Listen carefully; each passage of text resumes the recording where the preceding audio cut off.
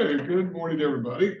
So today is the 4th, and sorry for getting a little bit of a late start here.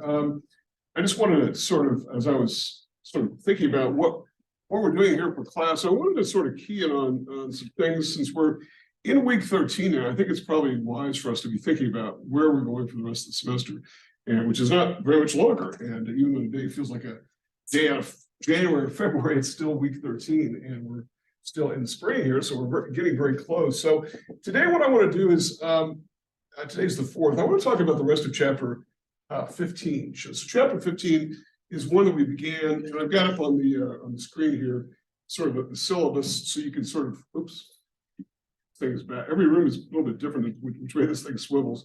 So week 15 is the chapter dealing with monetary policy, and we began talking about that last week. And we're going to finish that up today. I think that's probably all we're going to have a time to really get into today is this monetary policy piece. So we'll get into that a bit, and let me see here. Try to make sure I can see what I'm doing. So, okay, so I've got the textbook up here. So chapter 15 deals with monetary policy. Chapter 16 is scheduled for this week as well. And I'm going to only spend one class session talking about that. And as far as we get is as far as we're going to get in that. I'm not going to spend a tremendous amount. This is really the one of the maybe the second time I guess that we've used this free textbook for the Attend Anywhere, and so we're still trying to get a feel for where these all sort of fit together. And I know that I personally feel like chapters 12 and 13 are sort of out of order. And so we're just trying to sort of feel our way with this because we wanted to save students money. The textbook we were using cost $187 new, and I think most people appreciate using something free as opposed to new. And obviously you can't sell it back because there's nothing to sell back, but it is available for free all the time. So we're going to cover chapter 15 today. On Thursday, we're going to cover chapter 16. That's the only thing we're going to do on that day. Next week in week 14, we come back 4:11. We're going to cover chapter 17. It's a very important chapter, and we're also going to be. We'll probably carry this into Thursday as well. And next week, week 14, we also have our 4th exam coming up. And I know it seems like there are a lot of exams, but really this is the only assessment activities we've got in this class. There are no quizzes, there are no papers, there are no presentations or anything like that. So sort of putting that in perspective, it's not like we're doing a lot of other activities. And so, you get to drop the lowest score on the exam, on the first 4 exams. So that works to your benefit as far as that goes. So I'm trying to get this camera swiveling. It's really extremely slow and dragging. So, okay, so that's what we're going to do up through next week. The final week in class, what I thought I would do is this. And I know that I had heard Attend Anywhere sections, and students in one of my other sections had said, why is it you don't go over the exams in class? And it sort of struck me as well, I guess I really don't. And maybe I ought to, because I think in this particular class, there was an appetite for doing that. And I had, mostly because I think in the internet only classes, which we've done for a long time here, there's really no class session to be held. And so we just made the answers available in Brightspace. And so you just went in and looked at them. If you had questions individually, you'd get with us. And so I think we sort of treated it that way. I don't know how other instructors are doing it across the school, but that's kind of the way that we were sort of treating it. So I thought what we would do is I would go over exams 1 through 3. And if it is the case that everyone's taken exam 4, then I'll also go over exam 4. But my experience is that most people will have not taken that. And I know there's always a trade-off that's involved here. There's a pro and a con to doing everything. Whatever it is you do, there's a pro and a con. And one of the pros is that, I do let students take makeups if they miss the exam for whatever reason, because I know that, as I said, the very first day of class, our students are busy. A lot of you have jobs, some of you have families. There are things that come up. And so sometimes you just simply can't take an exam for whatever reason. So I let you do that. So this week 15 is really a makeup week for exam 4. Now, if everyone takes it, then I'll be glad to go over exam 4, just so you've got a feel for what all the answers were. And more importantly, so that you've got an questions were about and how we came to those. Okay. And then the final day, I should have put the date in. This would have been week. This is 418. And then 420 is our very last class session. And what I'll do is I'll review for the final exam on that day. And I'll talk more about this as we get a little bit closer. But I always like to sort of give a couple weeks out. I like to give sort of a heads up as to where we're going.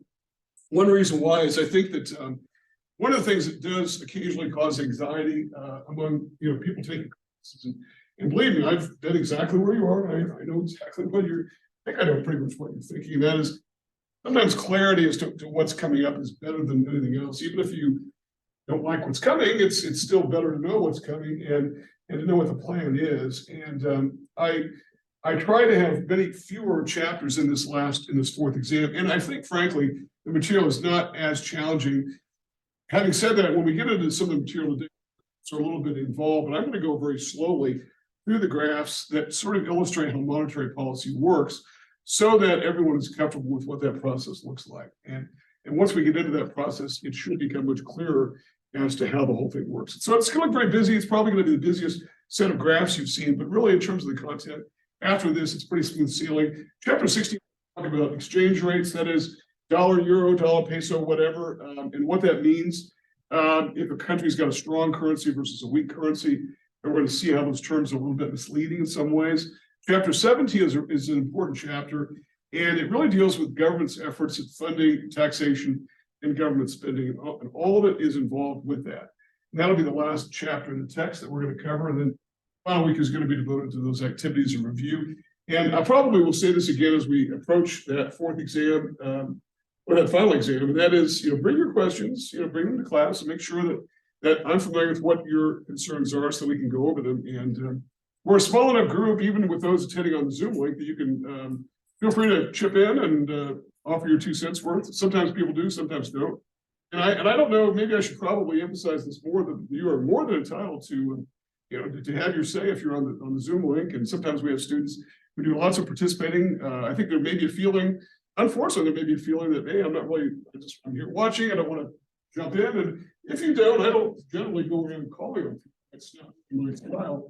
But if you want to jump in, feel free to. I don't want you to feel discouraged at all. And we welcome your participation, no question about it. Okay? So, questions about anything we're doing as we are sort of giving a heads up and a look at where we're going in the rest of the semester. Okay. All right. Well, here's where we ended up last time. We were talking about tools of monetary policy. Now, remember, when we talk about policy, and I'm going to just back up just a little bit here. We're talking about something called stabilization policy, okay? And I'm going to actually write this on the board because I want to make sure everyone's got this. But when we talk about stabilization policy, what are we really saying here?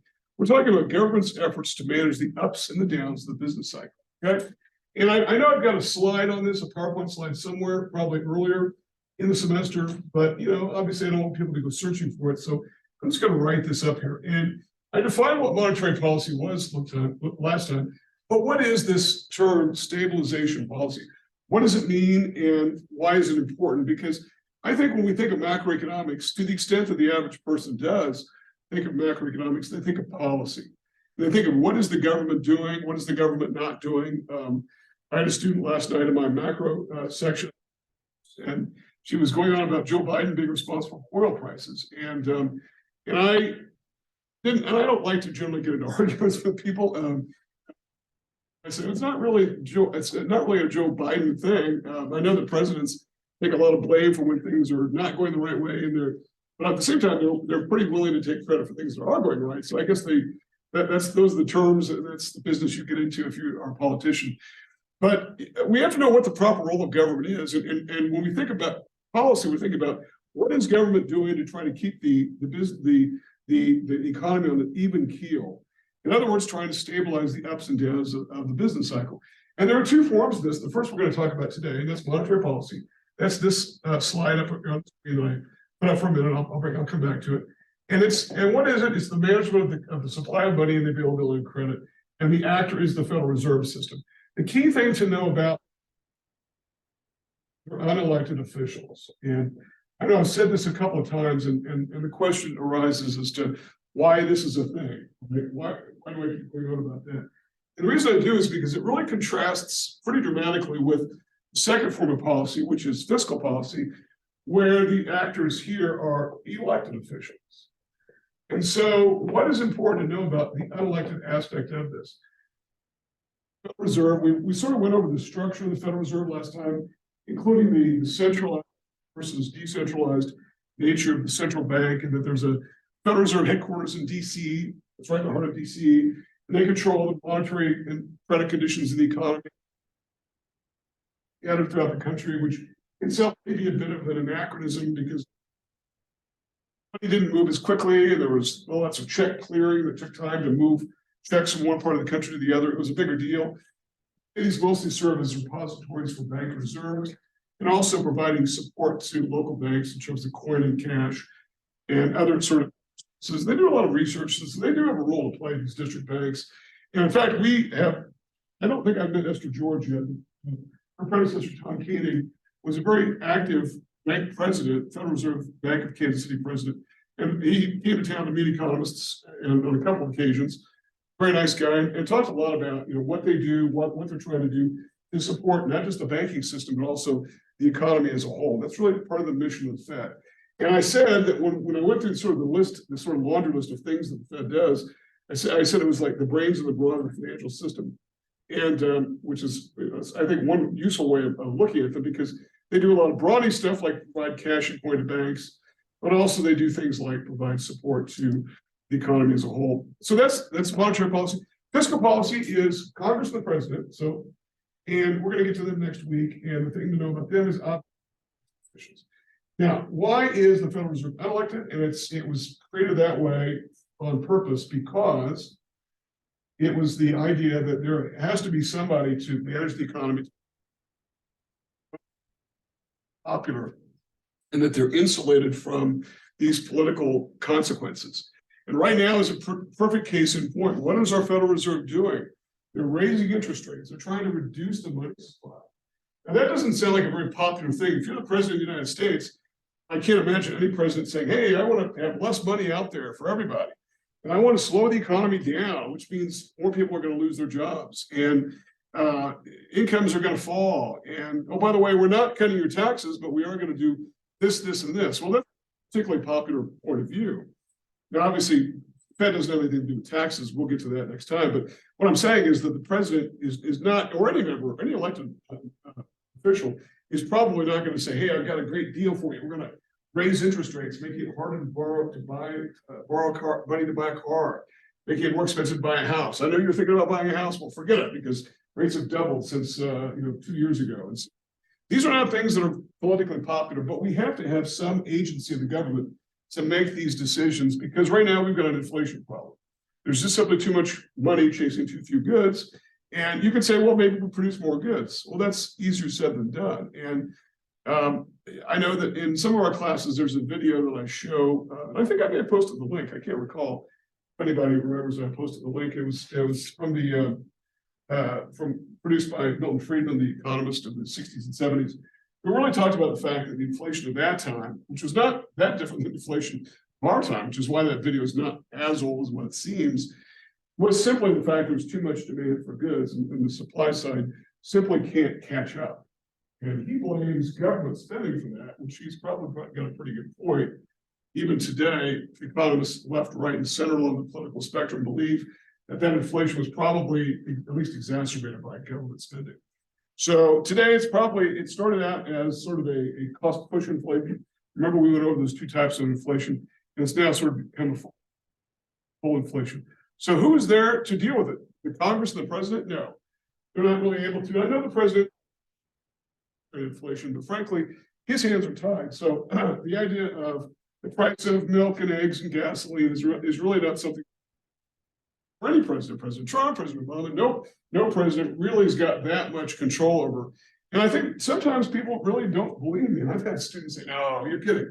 But not really. In fact, but in a lot of ways, the president's hands are tied in many areas of economic policy. And I think this is an unsettling idea, because I think we like to think of our presidents as being these sort of magicians who've got all these controls at their sitting on their desk that they can do things, and they really cannot. And in fact, I think I mentioned this before in class, but this was ordained by the Constitution itself when it was first created in the 1780s. The Congress was not, or the president was not intended to be as strong a figure as what he has become. And I say he, because it's always been he's at this point. But the president has obviously taken on lots of powers over time. And I think we've been willing to do that. And I misspelled president. I wish somebody would have pointed that out. I've not had my coffee today, so I need to do that. So I do know how to spell president. Believe it or not, I did go to college. So I do. So the Congress and the president. So anyway, so I think we need to be. We'll come back and we'll talk more about them next time. So what I want to do is talk about monetary policy from the standpoint of what the Federal Reserve does. And I don't want to go back over everything on the tools of monetary policy last time, other than just to simply focus on what they were. And your textbook, frankly, is, I think, just a little bit behind in this.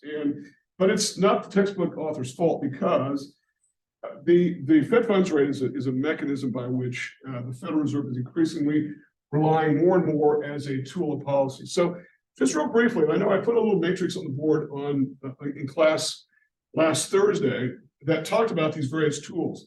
Now, remember the tools of monetary policy, there are three. Number one is the setting of the required reserve ratio. Remember what that is? That's the percentage of bank reserves that banks have to set on deposit at the Federal Reserve. That money can't be loaned, can't be invested. The role of those reserves are sort of out of date in their own right. When these reserve requirements were first set in motion back in the 1860s, yes, 1860s, they were there. And the idea that if people wanted all their money out of the bank, that maybe they could dip into this in an emergency fashion to get at their reserves to pay people off so that they could get their money. But having said this, though, we just had a bank run at Silicon Valley Bank in California, which was very unusual. I think I mentioned this in class. Bank runs. I mean, think about this: everybody running to the bank, getting their deposits out. That's not very common today. And in fact, even during the financial crisis of 2008, 2009, I think there's only one bank that there in the entire country that had a bank run, and the banking system is in much more dire straits at that time. You got major banks on the verge of failing, like J.P. Morgan and Citibank and Bank of America. These banks were teetering and tottering. Without an injection of money, they would have. First Union did go under. They were a gigantic bank. Wachovia went under. They were a gigantic bank. So this idea of bank runs was a little bit anachronistic, but we just had one. So into today, what we use this for primarily is for purposes of monetary policy that is raising and lowering these to put money into or taking it out of the economy. Second one was the discount rate. The discount rate is this mechanism by which banks and increasingly other financial firms are able to borrow directly from the Fed in order to, basically meet their liquidity needs. When we talk about liquidity, we're really talking about two things. We're talking about money and the availability of credit. And every actor in the economy has got liquidity issues, whether they're good issues or bad issues. But we all have a need for liquidity. That is the ability to pay current expenses and obligations. You have to have money to do that. If we don't have money, maybe we at least have the access to credit so we can borrow on some sort of basis, long or short term, in order to make those obligations. But that's being liquid. And so as a result, sometimes banks themselves find, okay, maybe we paid out a lot of withdrawals that we didn't expect. Maybe we made more loans than we expected. So we're running short on reserves. And so one way to meet those reserves is to borrow from the Federal Reserve. Okay, and then the third one was open market operations, which we spent much more time talking about, and which we're going to probably spend majority of the time in this class session today talking about open market operations. And so we talked about the effectiveness of all of these. And we said that the first tool was not very effective in terms of managing the money supply. And the reason why it was not very effective was because, number one, changing these reserve ratios is something that drives bankers crazy. And that is the fact that ratios change because it means that they've got less money in reserve. Now, remember, the beautiful thing about bank deposits, if you're the banker, if you're on the bank side of the transaction, is the fact that people bring you money, their money, and you create a liability, but you also create an asset. It basically becomes your money as the bank. The depositor is effectively turning over legal title of the money to you, and they owe it back to you, whatever terms you can get it back. If it's a time deposit, you'll pay them back whenever you're ready to pay them back, whatever the term is that is agreed upon. If it's a demand deposit, which is our fancy word for checking accounts, it's payable whenever you make a debit card transaction, or God forbid you do this ancient practice of writing a check. That money comes out right away. But it's a beautiful thing. And so when that gets messed with, it really messes up banks' budgeting. So they don't change it very much. And it's not very effective anyway. It wasn't the original purpose. The discount rate is also not very effective. So I know I'm going over ground from last time, but I want to make clear because I want to add one more tool here. We said that open market operations were very effective. And in fact, it has been the primary tool for a very long time. Okay, these tools of monetary policy. Now, your text has three tools. Those are the first three tools here. And that is reserve rate, discount rate, or discount window, and open market operations. And we're saying the open market operations are one very effective way by which banks intervene in the bond market primarily in order to affect the money supply. And I know you're probably all saying, well, why don't we do this big discussion about the bond market? We went over the price of bonds and interest yields and how they change and the inverse relationship between interest and prices. Why? Why do we do that? Well, we're going to talk about why we did that because it really affects monetary policy. Well, there's a fourth tool really, and it's never been framed as an effective tool. That's the Fed funds rate. And I'm going to put a little star asterisk by it because just in this recent last few years, really, the Federal Reserve has been keying off of rate as being a really key tool of monetary policy. It's not something new. It's been around for a very long time. And again, let's talk about what Fed funds are. It's not something that people really talk about. In fact, I don't think in everyday speech we talk about any of these tools. We might talk about interest rates, though, and people do. And a house, they're probably singing the blues right now because interest rates have gone up so dramatically. And the reason that they've done that is because the Federal Reserve is managing interest rates upward. Why? They're trying to slow the economy down, to try to slow borrowing down, to try to slow investment by businesses down. Remember investment spending. Remember that expenditures approach to GDP generally, C plus I plus G plus or minus net exports. Well, C is consumer spending, not really that affected by interest rates, except for maybe that portion that deals with durable goods. Maybe car loans are a little bit impacted, but if you've got to have a car, you've got to have a car. And one thing I know that is car lenders are very cars. Most people can get a car. It may not be on the right terms that they want, but they're finding ways to do that. Houses, not really. If you are not able to afford a house, then you're sort of priced out. But the other part, I, is investment spending. That's those three elements of fixed investment. That's machinery and equipment and all that kind of stuff. It's new construction, including, by the way, residential. Also inventories, which tend to be financed as well. So all of those are very sensitive to the interest rate. So when this interest rate goes up and it goes down, what we're saying is it's usually this guy right here, the Fed funds rate, which has changed. And so when you hear on the news, hey, the Federal Reserve, which is what they did last week, they raised the Fed funds rate into what they call the target range. And that target range is, at the moment, it's somewhere between 4.75 and 5%. And it's usually, we key off at the top end and say the Fed funds is 5%. It's usually, and this has come up, by the way, just in the last year from 0.25, if you can believe it. That's not a typo. 0.25 all the way to 5%. Just in years. It's unprecedented. And by the way, I know I went over the problems with the failure of Silicon Valley Bank. And this is one of the interesting things about teaching macro as opposed to some other subjects where some of the things we talk about happened years ago.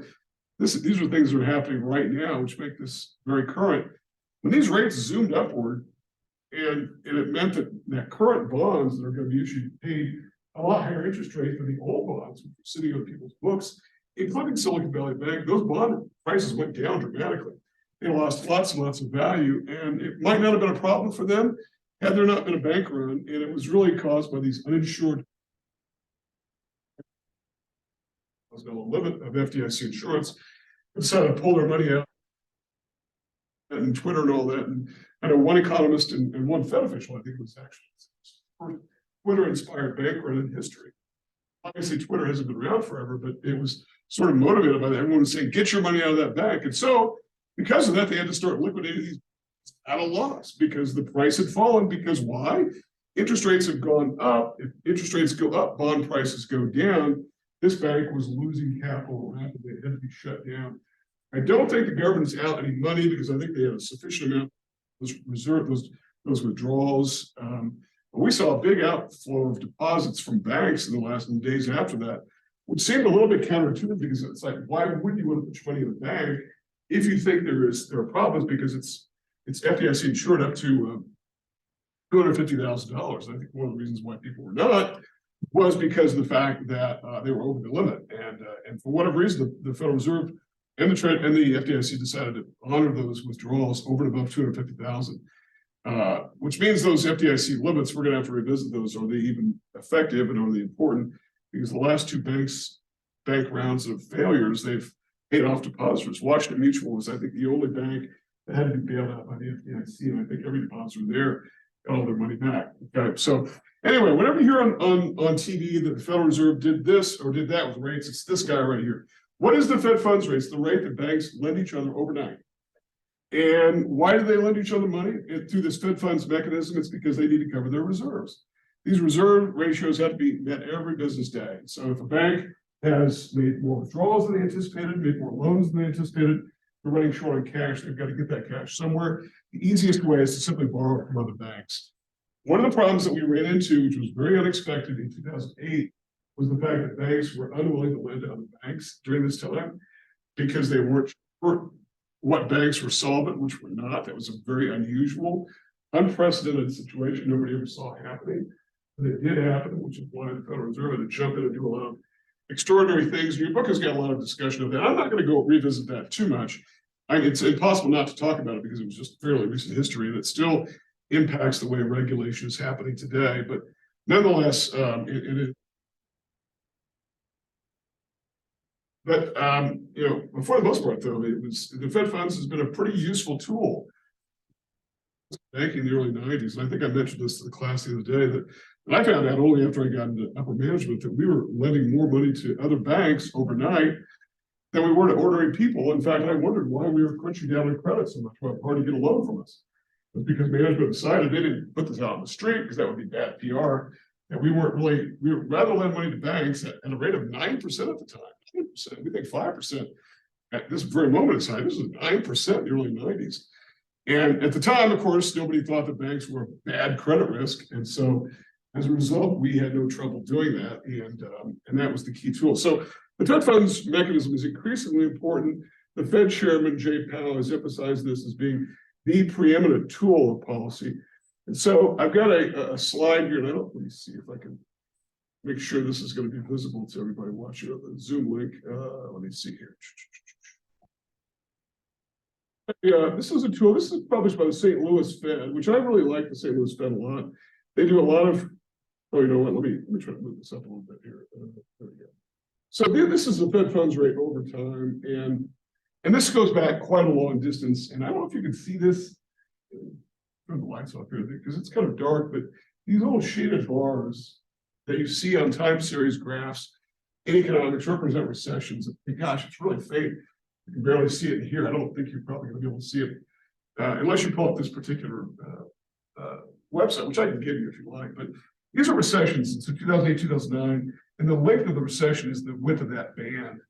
And notice that when the recessions happen, the rates fall dramatically. Sort of put money into the economy, to inject money into the economy. And look what happened from 2009 all the way until about 2015. The rates were essentially zero. Fed funds rate was basically zero, meaning the banks could borrow money from other banks at practically nothing. And so, you got to wonder, why is that not a great deal for banks? You're borrowing money from other banks for nothing. And even if you get a paltry return on treasuries of, say, 2%, in very safe securities, as long as you don't, go too far out and mismatch the maturity of assets and liabilities, which is a whole other subject altogether, you should be okay. But then look at 2015, they started raising rates a little bit. This was a time when the Fed chairman, Jay Powell, said, we're going to try to normalize rates. And so they started raising rates, and then the pandemic hit. We went into another recession. You could barely see. It's so tiny. This was like a 1 month recession. Can you see that? It's a one month recession that we had, which is kind of surprising given the impact of the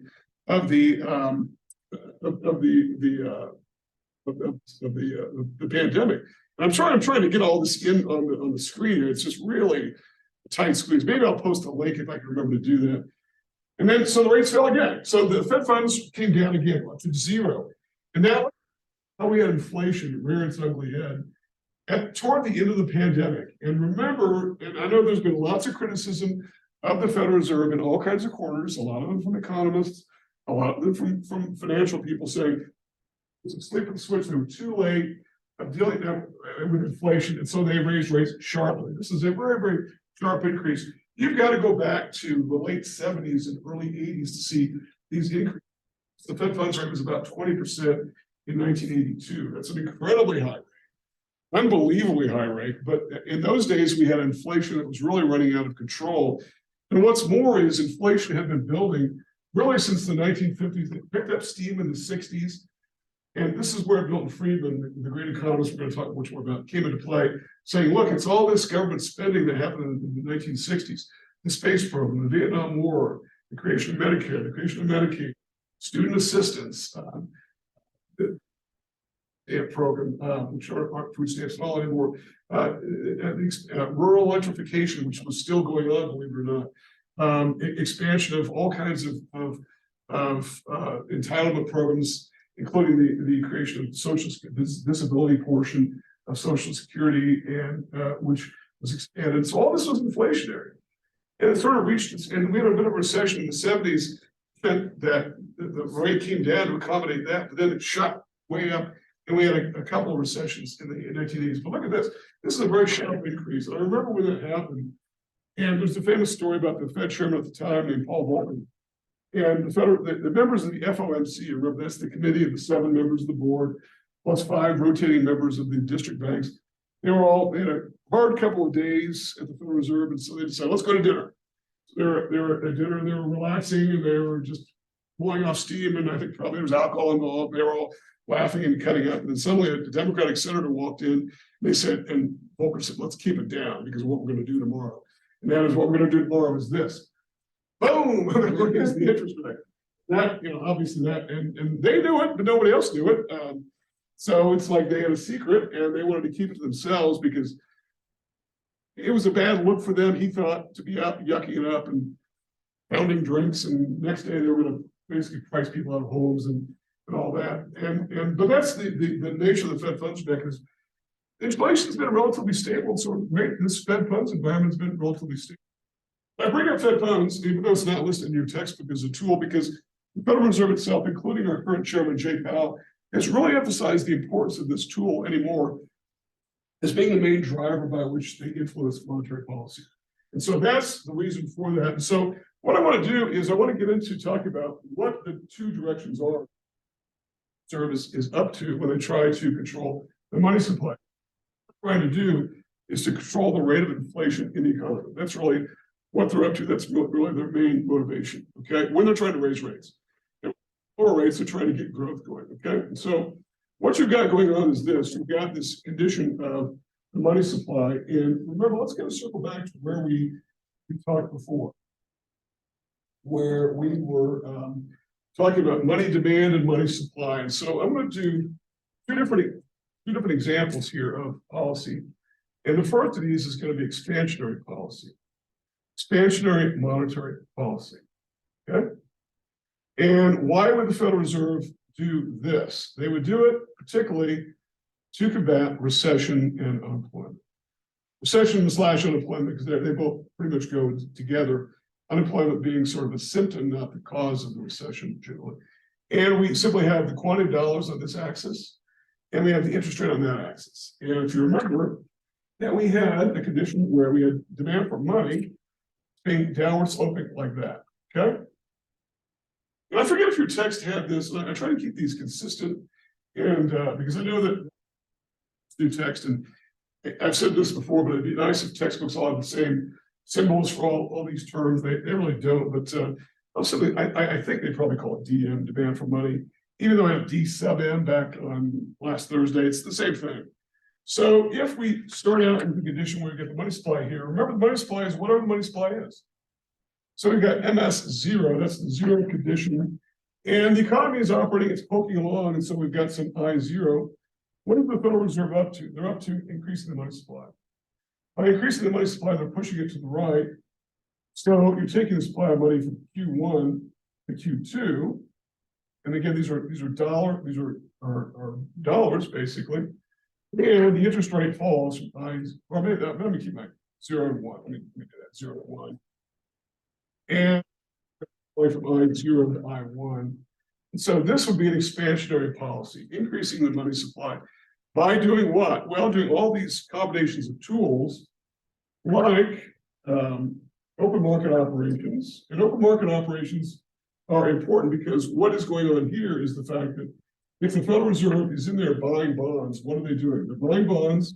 What is the relationship between bond prices and interest rates?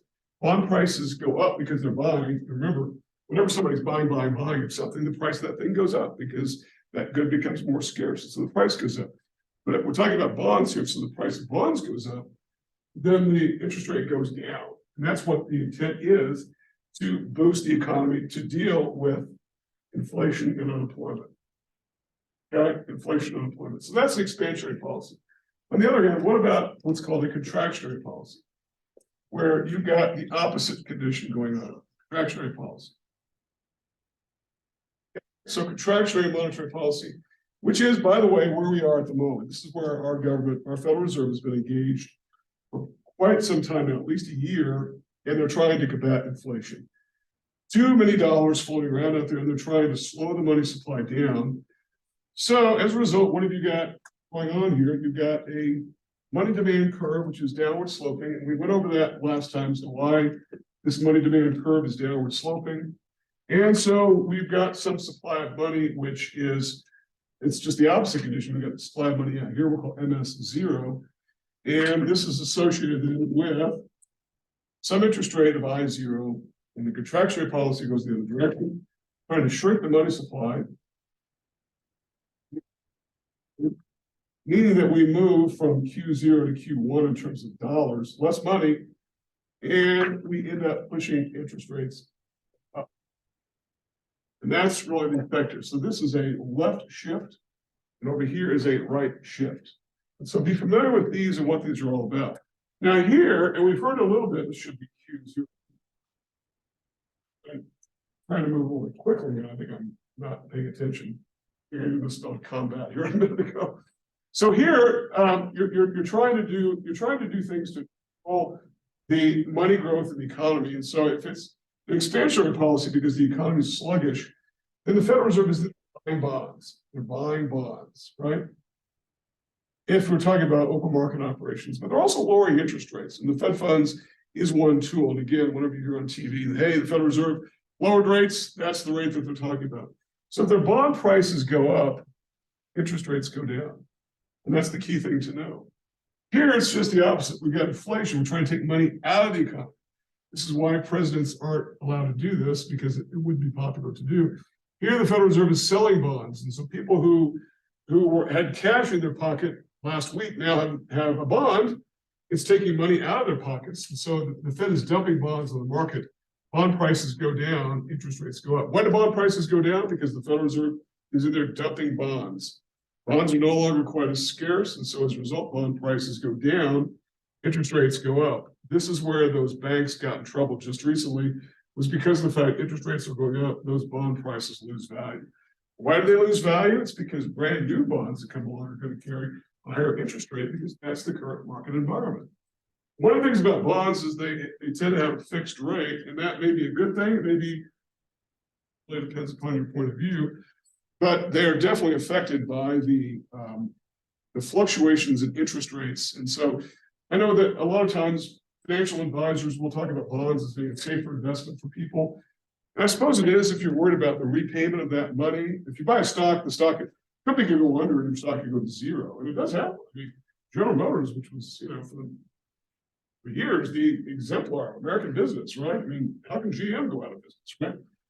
GM did go out of business. They went bankrupt, and their stock still around, but it's a newly organized, recapitalized company. The stocks can go to zero. Bonds, not so much. Yeah, because bondholders have a higher claim on a company's assets if it goes into bankruptcy. So bondholders, I think, in the GM bankruptcy were probably okay, as I seem to remember. And there's an order of who gets paid off first in during bankruptcy. Employees, I think, get first coverage like wages and benefits and back pay and bonuses. And And stockholders, they're the ones who get they're the last at the trough. And they usually get nothing. And so it can happen. Not risk-free either. Bonds are probably going to get your money back, but you may have interest rate risk, and that's what's going on right now. And I know we're hearing lots of dire stories about what might happen in the broader economy if interest rates continue to go up, and a lot of voices telling the Fed, slow down, stop, or even stop these interest rate increases. And I don't think the Fed is really paying that much attention. Right now, they're worried much more about this idea of contagion throughout the economy. It's much more serious than bank failure. I don't think they think bank failure is really on their minds. And so I'm going to ask the people in the room here to sort of swivel. I hate to do that to you, but I've got one board that I can use. I would use the board over there, but it'd be a little easier for you to all to work with. But the problem that we discovered, and I think nobody really thought about it when we first started doing the intent anyway, this is the fact that we have a big piece of hardware blocking the view of some of these views in the class. So we do have one pretty good sized board space. This is going to be what I'm going to use to build this series of graphs that's a little busy looking. And let me try to get it just right here. And it's okay, there we go. So it's kind of busy, but it's really going to explain what's going on with expansionary and contractionary policy. Let's take the first case here, that of expansionary policy. And I'm hoping that the audio doesn't cut out given the fact that I'm over on this part of the room here. But I'm going to sort of rebuild some of these graphs, but I'm going to add a couple others here. Okay, and this is really the process. And by the way, we could add many more graphs to talk about other effects throughout the economy. And if you ever have the misfortune of being an econ major, I say misfortune or fortune, whatever that case is, you'll see that economists like to get in lots and lots of multiple graphs that one thing leads to another, leads to another, leads to another, leads to another, and it's just never ends. That's an important aspect of what we're trying to do. Now, so this is, I'm going to sort of rebuild this graph I just put up there of expansionary and contractionary policy. That's going to go here on the left. And I'm going to do it for both cases here, contractionary and expansionary both. Putting the price of money and the quantity of money. This is just like the price quantity model in back in chapter 3, right? The price of money. Remember, the I is the rental price of money. So we're going to take the top set of panels. Top panel here is expansionary policy. The bottom is as contractionary policy. In order to take money out of the economy. Okay. Here we're going to have the price of money, which is the interest rate. So that's going to be carried over. And we're going to talk about the big I of investment, capital investment.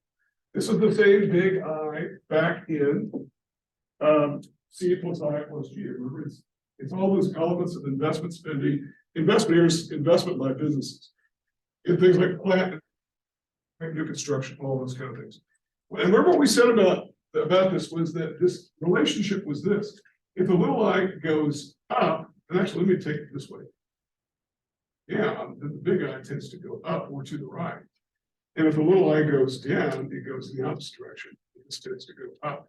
I'm sorry. No, I got this backwards. Little I goes up, and this goes down. There we go. Got it right. Good. Okay, and then the final category here is the PY plane, which is the macro model of the economy. And so this is going to look a little bit busy, but I'm going to sort of take this one at a time here. So what we're doing. So let's do this. Let's build the model of what we're doing. The demand, and we're just going to take two different sets of policy. We're going to have the demand for investment curve. Remember that if you've got a, which, well, what is that telling us? That it's like the law of demand, isn't it? The price of something goes up, the quantity of demand of that thing goes down, right? The price goes down, the quantity of demand goes up. That's the demand for, in this case, investment. Okay, not quantity.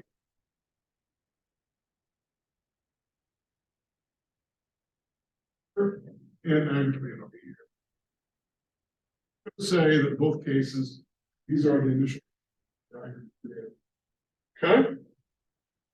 And aggregate demand is oftentimes that thing which affects the economy most quickly. It's something that we learned back in the Keynesian piece was the idea that, and why Keynes favored managing aggregate demand over other parts of the economy was the fact that demand responds very quickly to changes in policy. And much more than supply, because supply just can't catch up that quickly. It just doesn't, where supply catches up quickly. So managing demand is one way to manage the economy. So here we've got a money supply, we'll call MS0, okay? And that money supply figure is associated with an interest rate of I0. The zero value to simply the zero subscript being the initial starting point of the policy. Okay, and you've got quantity 0 here. Okay. All right. Well, what if the Fed is wanting to engage in expansionary policy? They're going to push the money supply to the right. That is, they're going to be doing what? They're going to be buying bonds as the price of bonds goes up because they're buying and the interest rate falls as a result. The inverse relationship between these two. That's why we spend a lot of time talking about that.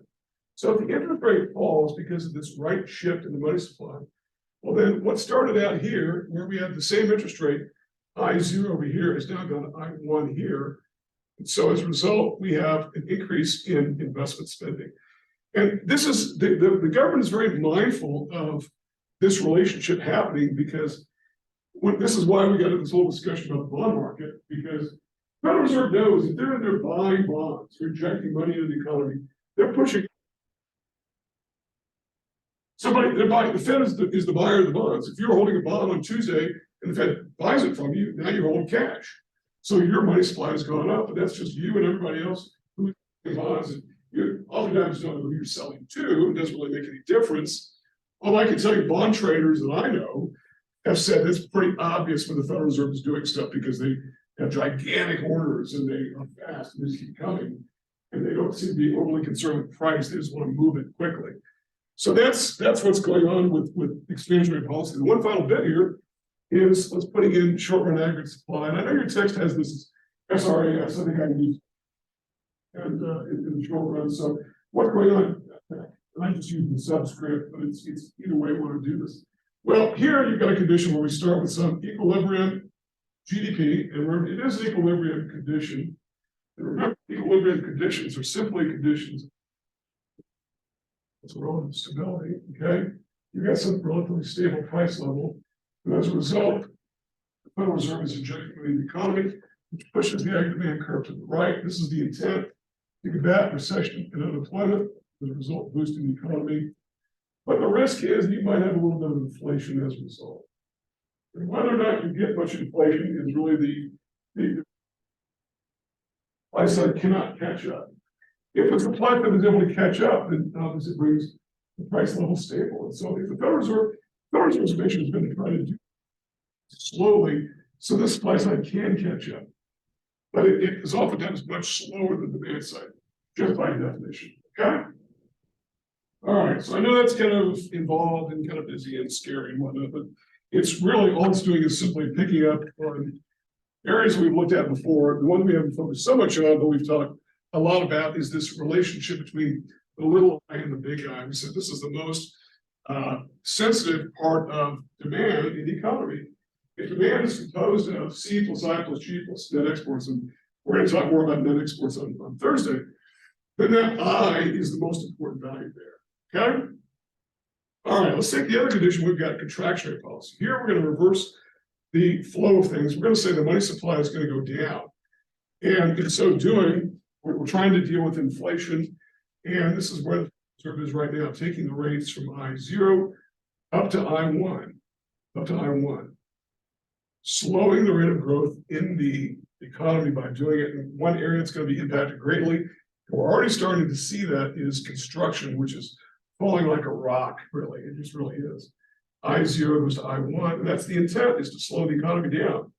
This is why we don't entrust these kind of decisions to elected officials, because frankly, it is just a reality of politics that elected officials sometimes don't get around to doing things which are difficult to do, which are politically unpopular. And it sounds like a sort of broad brush criticism of the politicians. And I'm sorry if that's the way it comes off. It's sort of the experience that economists have noticed. So here we go back to the PY model, some equilibrium condition of P, some initial starting point for the price level. And what's going on is there's a reduction by design of AD0 to AD1. In other words, a left shift, whereas this was over here, right shift. So it's just the opposite. Everything is working in the opposite condition. And you've got now fall in GDP, which is the intention. What the federal managers are what they call a soft landing.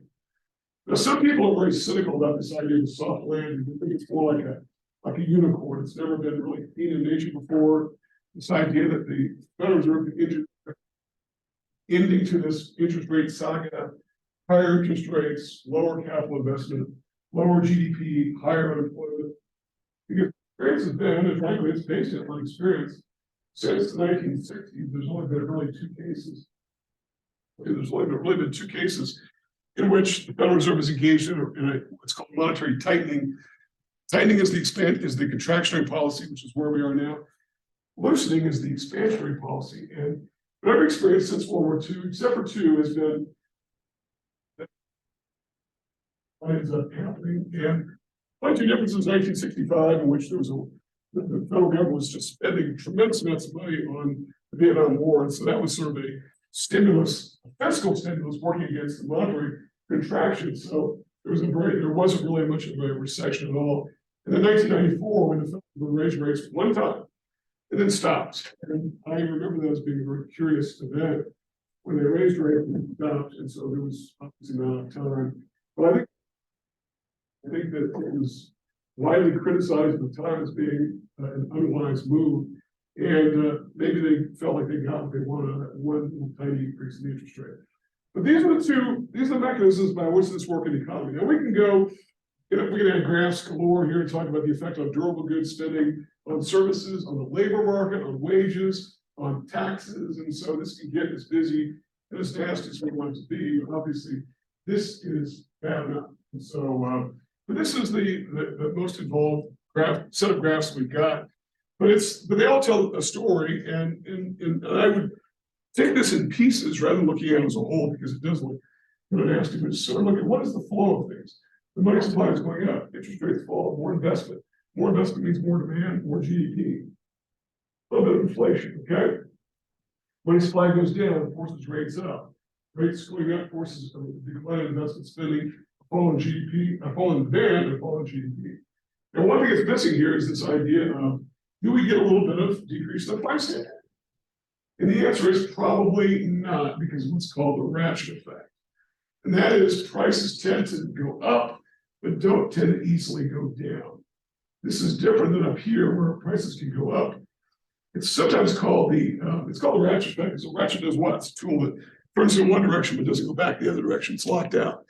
We know prices go up, they won't really go down. I mean, whenever you see the price of cars fall, or the price of rent fall, or tuition, or healthcare, and I know somebody's going to say, "Oh, iPhones have come down." Yes, you've got some goods that are newly introduced goods that once they get adopted, the price comes down because the firm making them is able to produce at a lower price because they're simply getting what's called economies of scale. They're producing so many of them, it doesn't cost very much to make an iPhone. But in general, that's a microeconomic effect. Macroeconomically, prices really don't come down. So you really get the worst of both worlds. You're in a recession, and you don't get a fall in prices because we really don't want to fall in prices. A deflationary condition is something to be avoided, and so as a result, we try not to get deflation. And in fact, I posed this question for a long time to classes: which would you rather have, inflation or deflation? And it is frankly kind of a trick question. I realize it's not the best question because it's almost like which poison do you want to pick here? So I kind of get that. But I think most economists though would say, well, we'd rather have inflation, because with inflation we can sort of do something about it. Deflation means that your economy's run out of gas, and what do you do to restore health to an economy that is flat on its back? So I think that is one way of viewing that. So I think that so anyway, those watching on the video, and I'll post the video link for anybody here who wants to see all this again. You can stop it and save it and draw your own graphs or whatever. So to allow yourselves to sort of follow along there. Okay. So any questions about those graphs and what they're about here? Okay. Well, I didn't want to get too. I wanted to sort of wrap up our discussion today of monetary policy, and I think that we will. Let me make sure I got the slides here. I do want to talk a bit about this idea of deregulation. Of deregulation, and it's the idea that the legal effort, primarily by those in the financial industry, to try to take down some of the regulations, a lot of which stem from back in the Great Depression. And I think the evidence of the success of this is really sort of mixed. And depending upon who you ask, it's been a failure, I think. I think people on the political level say it's been an abject failure because we've had series of bank failures, beginning with savings and loans that all came tumbling down in the late 80s. We had the banking crisis of 2008, where major banks were going under, requiring federal bailouts. We have this kind of thing going on right now with banks being underwater in terms of capital because of their bond portfolios. But I think some people would say it's not been good. But I will say this about deregulation. There were things that were put in place during the Great Depression by the Roosevelt administration, which were extreme, and they probably were never intended to last for decades. A lot of what the Roosevelt administration was doing in the early stage of the Great Depression was that there were emergency measures. But the problem with it is that sometimes government does things and they can't take them away very easily. They can't take away regulation easily. They can't reverse decisions very easily. And so as a result, you've got this kind of thing going on. They get up there and they get going. So it was a long-running effort, many decades, beginning really on these acts. And it really culminated in 1999 with the repeal of this very important act called the Glass-Steagall Act, which was passed in the first year of the Roosevelt administration, which did a lot of things. Among them, they divided investment banking from commercial banking. Remember, investment banking is notable for the banks that create these initial securities, initial public offerings. They do other things as well, but that used to be under one roof in a banking house. Commercial banks were split off. Commercial banks deal with loans and deposits. And that really is the core of the financial system. And that's why we sort of say it's almost like a separate actor in the circular flow, because they do have a separate role to play. So there are a lot of different acts which you can read about in the text and read about some of the effects of there's not going to be a ton of questions on the financial crisis. You can read about it if you like. We're starting to get now a little bit beyond that because we've got a different set of problems. And so it's important to know that it did happen and that banking is not quite as solid and stable as what I think is led people to believe, or what even they believe. I can tell you I was in banking for a lot of years, and I don't think a lot of people were freaked out and shocked that the banking system had as many problems in 2008 as what it eventually ended up happening. So it was not something that we was by design at all. Okay, so that's the effort of deregulation. It's just its effort, also the creation of what became known as financial holding companies. Corporations that basically own diverse financial product offerings. So Citigroup at one time was the holding company for Citibank, the nation's largest. Salomon Brothers, which was an investment firm, they also owned Travelers Insurance. And so these were all different entities, all under the same roof, called Citigroup. And so we have this in space, we have lots of these financial holding companies. And whether or not banks will continue with this financial supermarket thing is very much in doubt, I think. I don't think that the public has really responded that favorably to these particular all right, and what I'm going to do is you can look on the slide. I'll hold off on this and bring this up a bit later when we sort of tie up the class here. I've talked a little bit about monetary theory already. These slides are a little bit out of order, frankly, with my presentation, mostly because we in the textbook we used to use, the theory part came later, and so I just wanted to introduce monetary theory ahead of time. But we've already talked a bit about Friedman and what he was up to. We've already covered him in chapter 13. We've also talked a bit about quantity theory of money. And we can come back and talk a bit about that more as we approach exam 4. And then recent Fed actions, again, I don't want to spend lots of time talking about these things like Operation Twist, because we're starting to get now in the background. The quantitative easing is now. So pulling back on the money supply. Okay. So that's really all that I wanted to cover. I know it's a little bit early for us to be adjourning for today, but does anybody have any questions for me about anything that I've talked about here with regard to monetary policy? Okay, when we come back on Thursday, we'll get into, yeah, good. I wasn't done with the notes for deregulation. Oh, I'll go back up. Sorry. I'll post these. I haven't posted the material for the in Brightspace yet, but I know we don't really work in Brightspace in this class. It's more just information, and I wanted to get these slides a little bit more, particularly, I've been noticing that I have got some of the old symbols that from the old textbook, for money supply and short run aggregate supply. And so I wanted to have a chance to do some of that, okay? All right, well, have a good day, everybody. I will see everybody then on Thursday.